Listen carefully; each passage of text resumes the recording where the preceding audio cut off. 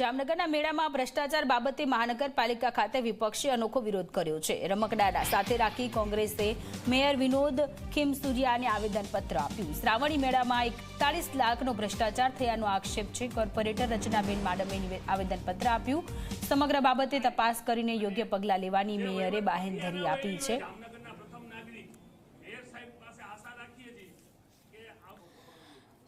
મેળા બાબતે જે ભ્રષ્ટાચાર થયો હતો તે ઉજાગર કર્યો હતો।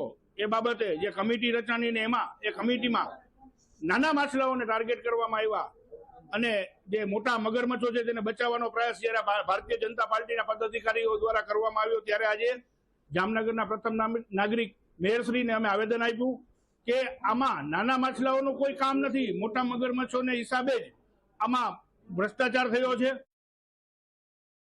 શ્રાવણી લોકમેળામાં ભ્રષ્ટાચાર થયેલો છે એવું કોંગ્રેસનું માનવું છે, વિરોધ પક્ષના નેતાઓનું અને વિરોધ પક્ષનું। એ અંગે આજે આવેદનપત્ર દેવામાં આવેલું હતું। એની પહેલાં પણ મને એક લેખિત કાગળ આપેલો હતો અને એ લેખિત કાગળ કમિશનર સાહેબને પણ કોઈ આવેદનપત્ર આપેલું હતું અને એમાં એક તપાસ સમિતિ નીમવામાં આવેલી છે ડીએમસીના અંડરમાં।